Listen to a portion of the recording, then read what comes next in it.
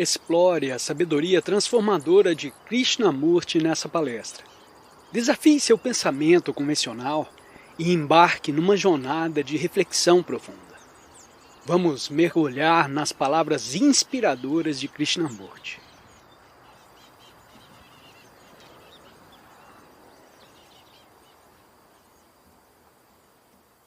Que influência pode ter a educação na atual crise mundial?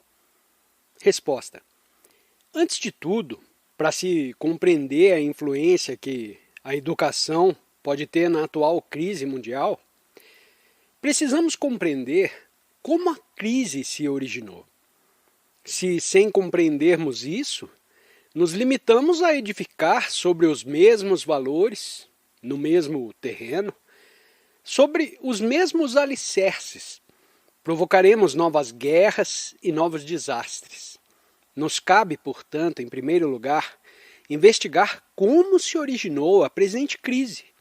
E ao compreendermos as causas, compreenderemos inevitavelmente a espécie de educação de que necessitamos. É bem evidente que a crise atual é resultado de valores falsos nas relações do homem com a propriedade, com as pessoas e com as ideias. A expansão e o predomínio dos valores dos sentidos produzem necessariamente o veneno do nacionalismo, das fronteiras econômicas e do espírito patriótico, que excluem a cooperação de homem com homem para benefício do homem e corrompem as suas relações com as pessoas que constituem a sociedade. E se as relações de um indivíduo com o outro são erradas, a estrutura da sociedade há de ruir necessariamente. Do mesmo modo, nas suas relações com as ideias, o homem justifica uma ideologia, quer da direita, quer da esquerda, sejam corretos ou errados os meios empregados, a fim de alcançar um resultado.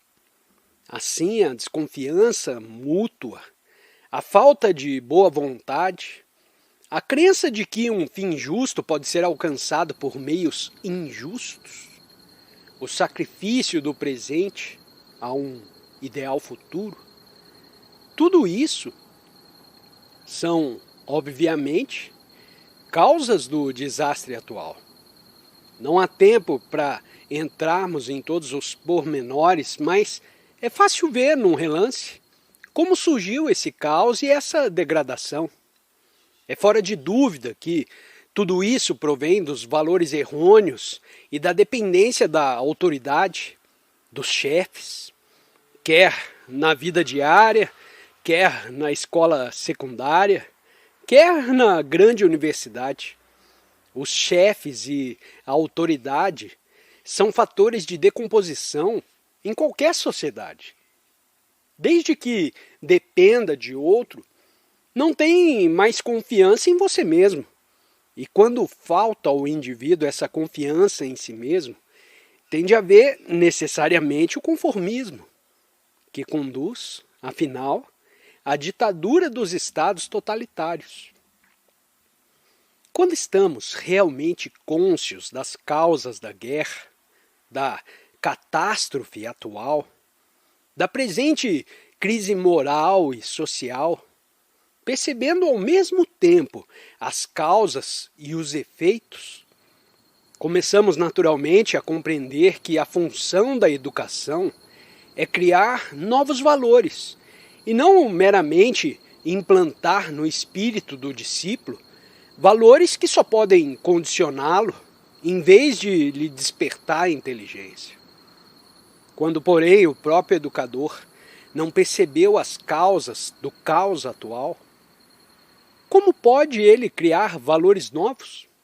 Como pode despertar a inteligência? Como pode evitar que a geração futura enverede pelas mesmas trilhas que o conduzirão a outros desastres?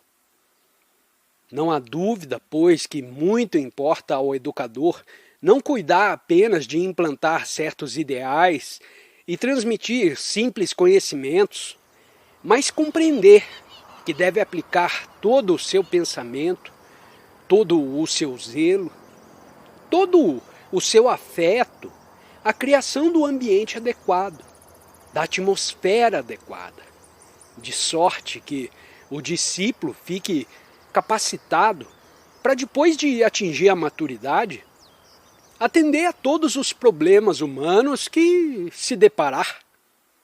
A educação, portanto, está em íntima relação com a atual crise mundial. E todos os educadores, pelo menos na Europa e na América, começam a compreender que a crise é o resultado de uma educação errada.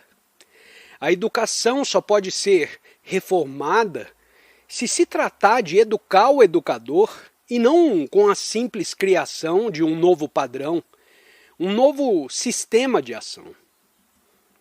Pergunta: os ideais têm cabimento na educação? Resposta: de certo que não. Os ideais e o idealista são na educação um empecilho à compreensão do presente.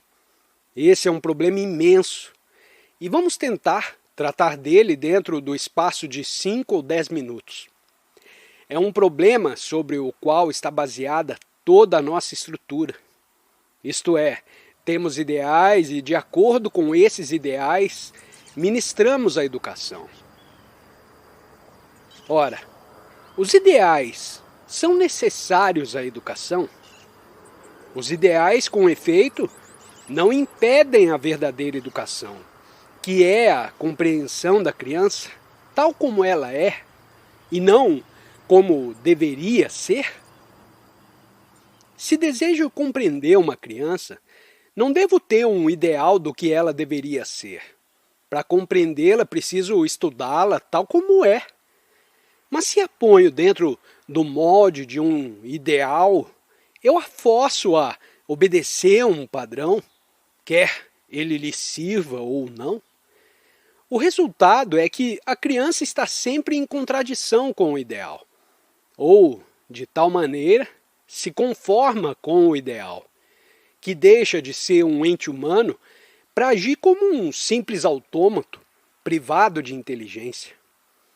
O ideal, pois, não constitui um empecilho à compreensão da criança?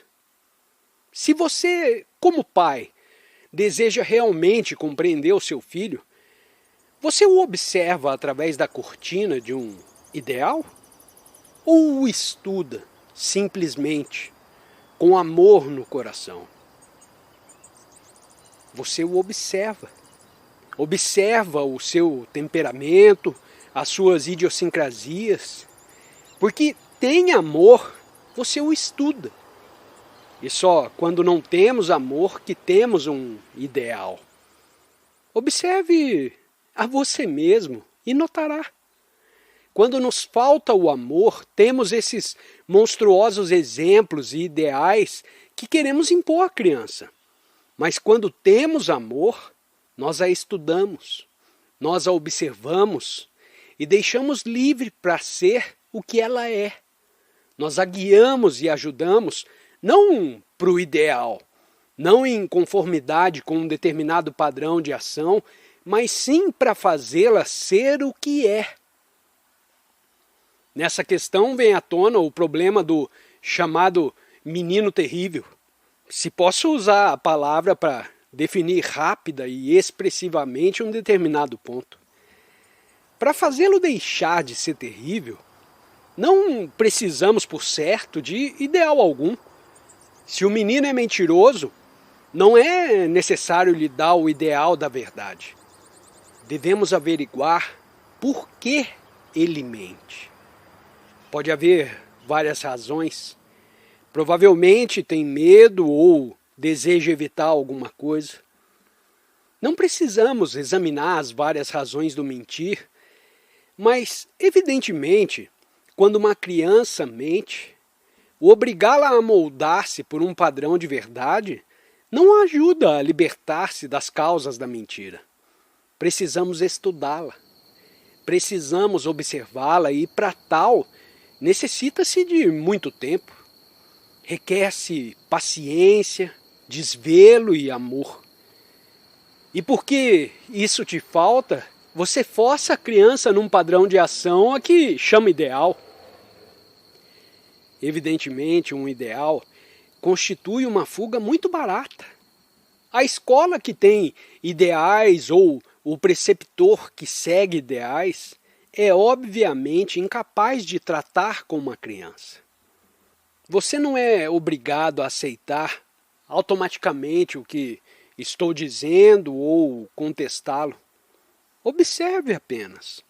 Afinal de contas, a função da educação é produzir um indivíduo íntegro, capaz de enfrentar a vida inteligentemente de maneira integral e não parcialmente. Não como um técnico ou um idealista. O indivíduo, porém, não pode integrar-se se apenas segue um padrão idealista de ação. E é bem óbvio, senhoras e senhores, que os mestres que se tornam idealistas, que seguem um padrão de ação, o chamado ideal, são a bem dizer inúteis. Se observar, verá que são incapazes de amar, que têm os corações duros e as mentes áridas, porque requer-se observação e afeição em um grau muito mais elevado para estudar, para observar a criança, do que para forçá-la num molde idealista de ação. E eu penso que os meros exemplos que constituem uma forma de ideal constituem igualmente uma inibição à inteligência. Provavelmente o que estou dizendo é contrário a tudo aquilo em que você acredita. Você deve, porém, refletir a esse respeito, porque não se trata de rejeitar e nem aceitar. Cumpre ouvir isso com o máximo cuidado. Não estou sendo dogmático. Como há muitas perguntas, sou obrigado a ser breve e conciso. As inferências de um ideal são óbvias. Quando o mestre tem em mira um ideal, incapaz de compreender a criança, porque então o futuro, o ideal é muito mais importante do que a criança, o presente, ele visa um certo alvo que julga correto e força a criança a adaptar-se a esse ideal. Isso, de certo, não é educação. É? Isso é como produzir automóveis em série.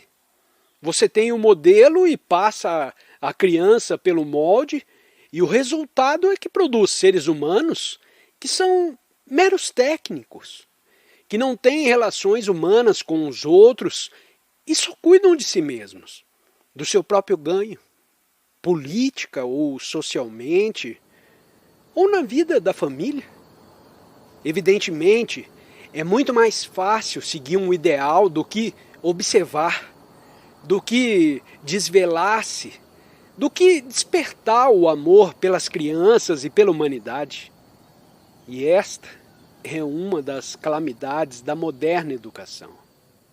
O chamado ideal, o fim em vista, seja uma ideologia da extrema esquerda, seja da extrema direita, se tornou um padrão de ação e produziu a presente catástrofe mundial. Obrigado por se juntar a nós nessa viagem de aprendizado com Krishnamurti. Para continuar expandindo sua compreensão, clique em algum dos 2 vídeos sugeridos na tela. Desafie-se a absorver mais sabedoria e compartilhe as suas reflexões nos comentários. Não se esqueça de se inscrever para mais explorações. Até a próxima!